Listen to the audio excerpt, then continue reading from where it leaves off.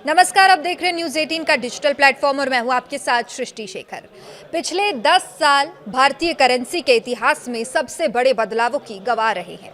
पहले 2016 में हुए नोटबंदी ने 500 और 1000 रुपए के पुराने नोटों को रातों रात चलन से बाहर कर दिया और इसके बाद 500 और 2000 रुपए के नोट बाजार में आए। फिर कुछ साल बाद 2000 रुपए के नोटों को भी धीरे धीरे वापस लिए जाने लगा। अब एक बार फिर भारतीय करेंसी को लेकर बड़ी चर्चा हो रही है। इस बार बात 10 और 20 रुपए के नोटों की है, लेकिन घबराने की कोई जरूरत नहीं है क्योंकि इन नोटों को बंद नहीं किया जा रहा, बल्कि इन्हें पहले से ज्यादा मजबूत और टिकाऊ बनाने की तैयारी चल रही है। खबर है कि रिजर्व बैंक ऑफ इंडिया यानी आरबीआई इन्हें कागज की जगह पॉलीमर यानी कि प्लास्टिक से बनाने की योजना पर काम कर रही है। लेकिन सबसे बड़ा सवाल यह है कि आखिर भारत में कोई नया नोट छापने का फैसला कौन करता है? क्या आरबीआई अपने मन से नोट छाप सकता है? सरकार की इसमें क्या भूमिका होती है और किस कानून के तहत ये पूरी प्रक्रिया होती है? तो आइए इसे विस्तार से समझते हैं। तो क्या सच में प्लास्टिक के 10 और 20 रुपए के नोट बनने वाले हैं? आरबीआई ने 10 और 20 रुपए के पॉलीमर नोटों के ट्रायल की तैयारी भी की है। तो जानकारी के मुताबिक केंद्रीय बोर्ड ने reserve bank of India act 1934 की धारा 25 के तहत केंद्र सरकार को प्रस्ताव भेजा है। इस प्रस्ताव में लगभग 1 अरब यानी 100 करोड़ पॉलीमर नोट छापने की बात कही गई है। इन नोटों को शुरुआत में ट्रायल बेसिस पर कुछ चुनिंदा क्षेत्रों में ही जारी किया जाएगा और अगर ये प्रयोग सफल रहता है तो भविष्य में धीरे धीरे कागज के नोटों की जगह पॉलीमर नोट चलन में आ सकते हैं। और आखिर पॉलीमर नोट क्यों? ये बड़ा सवाल है क्योंकि जाहिर सी बात है इनकी ज़रूरत क्या है, ये सवाल भी मन में आता है कि जब कागज़ के नोट पहले से ही चल रहे हैं तो फिर प्लास्टिक के नोटों की क्या ज़रूरत पड़ रही है। दरअसल 10 और 20 रुपए के नोट सबसे ज़्यादा इस्तेमाल होने वाली करेंसी है। ये रोज़ाना लाखों करोड़ों लोगों के हाथों से गुजरते हैं और यही वजह है कि ये जल्दी ही गंदे हो जाते हैं और कटे फटे और ख़राब हो जाते हैं। पॉलीमर नोटों के कई फ़ायदे बताए जाते हैं, जैसे पहला ये कि कागज़ के नोटों की तुलना में कई गुना ज़्यादा टिकाऊ होते हैं। दूसरा, ये पानी से ख़राब नहीं होते। तीसरा, इसमें एडवांस सिक्योरिटी फीचर्स जोड़ना आसान होता है जिससे कि नकली नोट बनाना बेहद मुश्किल हो जाता है, यानी इसको कॉपी नहीं किया जा सकता। ऑस्ट्रेलिया, कनाडा, ब्रिटेन और कई अन्य देशों में पहले से ही पॉलीमर नोटों का इस्तेमाल किया जा रहा है।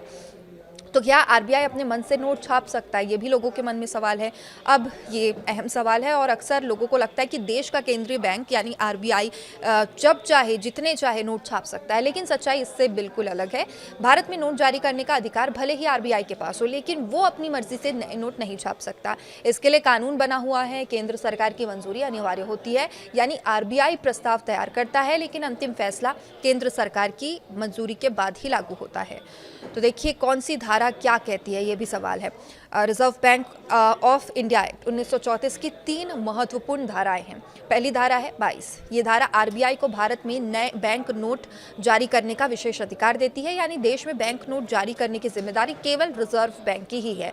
दूसरी धारा है 25। इसी धारा के तहत किसी भी नोट की डिजाइन, आकार, रंग, भाषा, सुरक्षा, फीचर और अन्य विशेषताओं को तय किया जाता है, लेकिन यहाँ भी एक शर्त होती है, आरबीआई केवल सिफारिश करता है, अंतिम मंजूरी केंद्र सरकार ही देती है।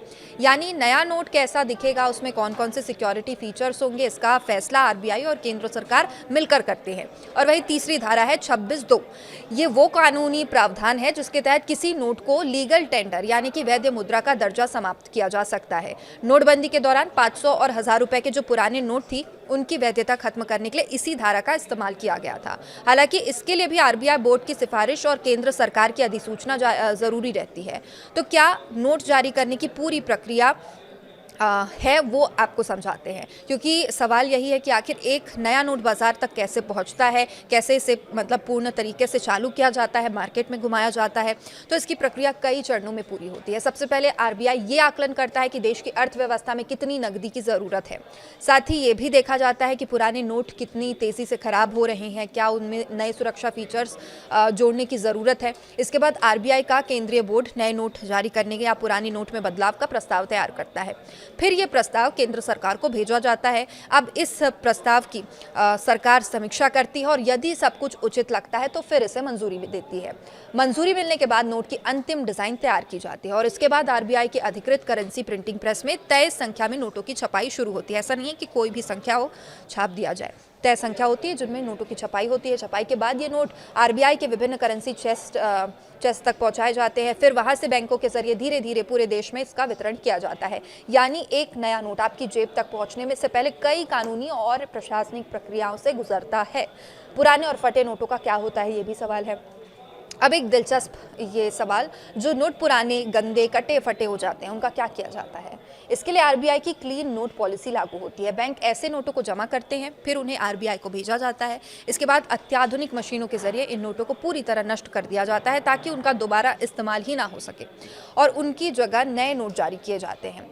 तो क्या भविष्य में पूरी करेंसी प्लास्टिक की हो सकती है, ये भी सवाल है, क्योंकि अभी तो सिर्फ 10 और 20 रुपए के नोटों की बात हो रही है। अगर 10 और 20 रुपए के पॉलीमर नोटों का ट्रायल सफल होता है तो संभावना है कि भविष्य में अन्य छोटे मूल्य वर्ग के नोट भी पॉलीमर में ही बनाए जा सकते हैं। हालांकि अभी तक सरकार या आरबीआई ने पूरे देश में सभी नोटों को प्लास्टिक में बदलने की कोई आधिकारिक घोषणा नहीं की है, इसलिए फिलहाल इसे केवल एक ट्रायल प्रोजेक्ट के रूप में ही देखा जाना चाहिए।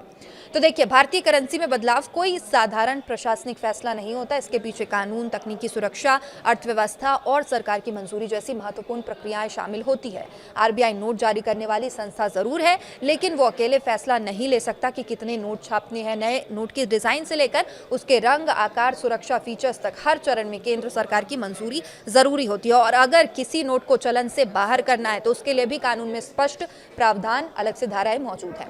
तो अब देखना दिलचस्प होगा 10 और 20 रुपए के पॉलीमर नोटों में ट्रायल कितना सफल होता है। ये नोट आएंगे, पुराने नोट वैसे ही जारी रहेंगे, क्योंकि अचानक से 10 और 20 के जो पुराने नोट हैं उन्हें बंद नहीं किया जा सकता। पहले ये नोट लाएंगे और इसके अलावा जो पुराने नोट पहले से चल रहे हैं उनका चलन भी जारी रहेगा। तो सवाल यही है कि कितना सफल ये ट्रायल होता है, क्या आने वाले सालों में भारतीय करेंसी का स्वरूप पूरी तरीके से बदल जाएगा। अगर आपको ये जानकारी उपयोगी लगी हो तो वीडियो को लाइक शेयर ज़रूर करें और आगे अपडेट आप तक पहुँचाते रहेंगे। नमस्कार।